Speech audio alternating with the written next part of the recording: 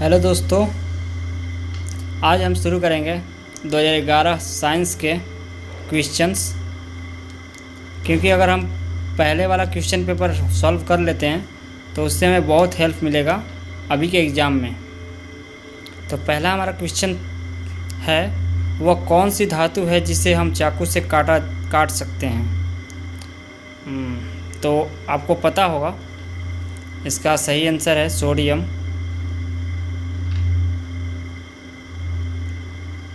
क्योंकि अभी तक पढ़ाई में आपको ये सारा चीज़ बता दिया गया होगा, तो इससे ये भी होगा कि आपका कितना रिवीजन हो गया है, आप कितना तैयारी कर चुके हैं। तो चलिए आगे बढ़ते हैं दूसरे क्वेश्चन पे। ये हमारा है कि हीरा किस तत्व का अपरूप है। तो आप कमेंट में बताइए मुझे कि हीरा किस तत्व का अपरूप है, और मैं बता दूंगा इसका आंसर आगे सेशन में। अगले पे चलते हैं।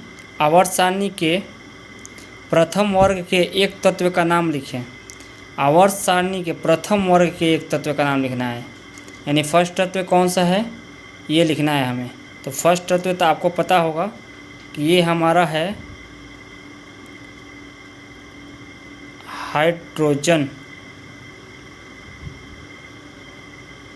हाइड्रोजन। ओके, आवर्त सारणी के प्रथम वर्ग के एक तत्व का फर्स्ट तत्व का नाम है। ओके, नेक्स्ट क्वेश्चन है, निम्नलिखित समीकरण को हल कीजिए। ये भी आप कमेंट बॉक्स में बताइएगा, और इस समीकरण को आप संतुलित करके बताइएगा कि क्या आपका किस तरह से आप संतुलित कर रहे हैं। उसके बाद मैं इसको संतुलित करके दिखा दूंगा अगले सेशन में। ओके, और नेक्स्ट क्वेश्चन 5 है। इसमें लिखा हुआ है, लोहा ऑक्सीजन के साथ अभिक्रिया कर क्या बनाता है। तो लोहा ऑक्सीजन के साथ अभिक्रिया कर क्या बनाएगा। जैसे कि हमारा अगर कार्बन ऑक्सीजन के साथ अभिक्रिया करता है तो क्या बनाता है, ऑक्साइड, कार्बन डाइऑक्साइड जैसे बनता है। तो उसी तरह लोहा करेगा तो क्या बनाएगा, लोहे ऑक्साइड। ओके, तो इसका आंसर होगा लोह ऑक्साइड,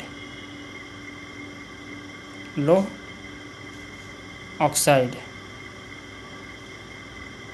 ओके, नेक्स्ट क्वेश्चन है,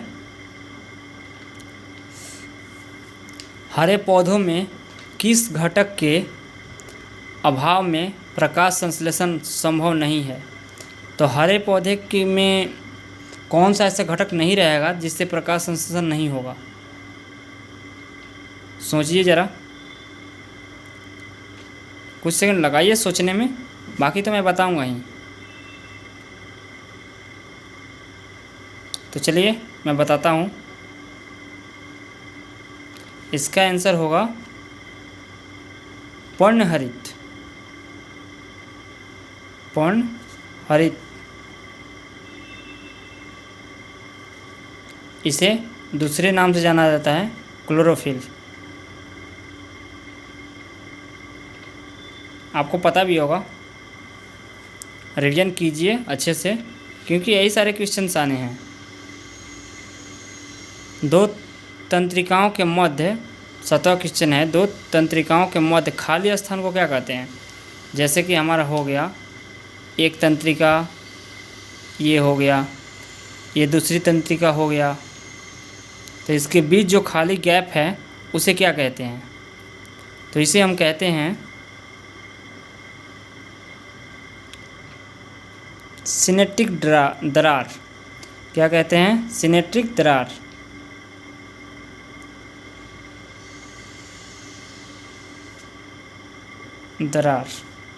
ओके, नेक्स्ट चलते हैं कि मनुष्य के कोशिका में गुणसूत्रों की संख्या क्या होती है। अगर आपने आनुवंशिकता पढ़ लिया होगा तो उसमें आपको पता चल जाएगा कि मनुष्य के कोशिका में गुणसूत्रों की संख्या क्या होती है। तो इसमें है, जोड़ा होता है जो कि 23 का जोड़ा होता है, 23 जोड़ा यानी कि 46। तो 46 आंसर होगा इसका। श्वसन कैसी रासायनिक अभिक्रिया है? तो श्वसन कैसी रासायनिक अभिक्रिया है? आपको पता होगा कि श्वसन कैसी रासायनिक अभिक्रिया है। नहीं पता है तो मैं बता देता हूँ कि श्वसन एक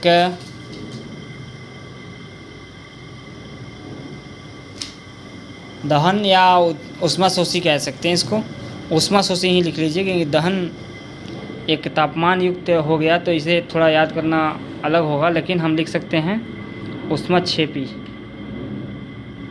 ऊष्माक्षेपी अभिक्रिया। ओके, नेक्स्ट है मनुष्य में चीनी के पाचन में कौन सा हार्मोन सहायक होता है? तो मनुष्य के पाचन में कौन सा हार्मोन सहायक होता है आपको पता होगा, क्योंकि आजकल ये चीज़ें बहुत ज़्यादा देखने को मिल रही है। हमारे बुज़ुर्ग लोग या जो फास्ट फूड ज़्यादा खाते हैं उनको डायबिटीज़ यानी मधुमेह होने का खतरा ज़्यादा रहता है। तो ये क्यों होता है? तो हमारे शरीर में एक चीज़ की कमी हो जाती है, उसे कहते हैं इंसुलिन। और ये इंसुलिन क्या करता है? ये चीनी को पचाता है।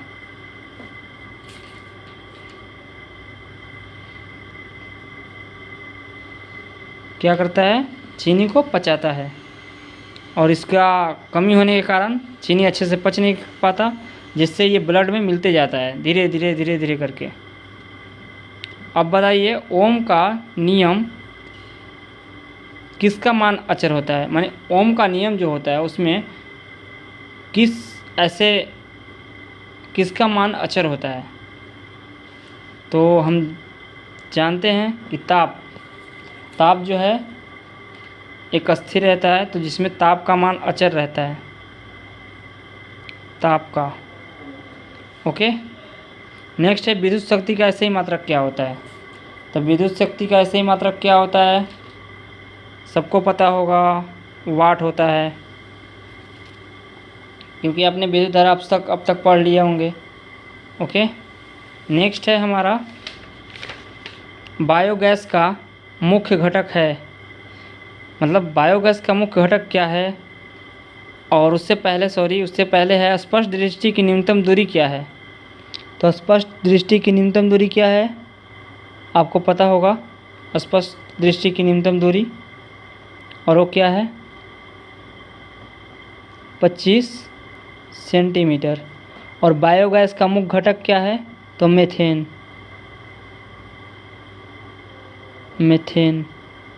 ओके,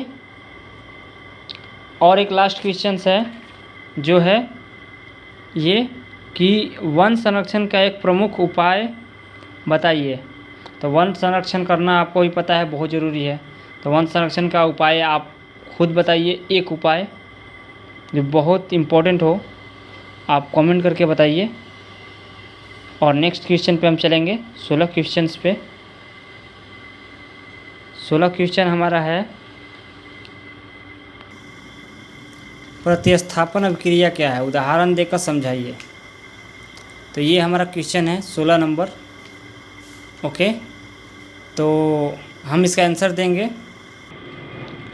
चलिए आंसर लिखते हैं।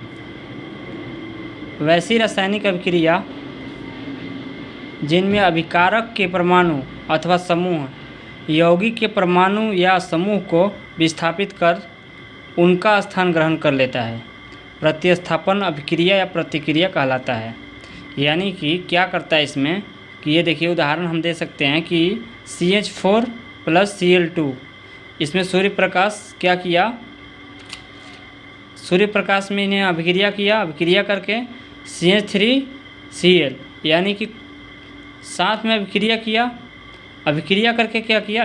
एक परमाणु को ना HCl जो हुआ उसको अलग कर दिया, अपने से हटा दिया, यानी अलग कर दिया। यानी सिंपल आप ऐसे भी बोल सकते हैं कि प्रतिस्थापन अभिक्रिया एक ऐसी अभिक्रिया है जिसमें दो तत्व आपस में संयोजन करके एक तत्व या ये यौगिक को अलग कर देते हैं।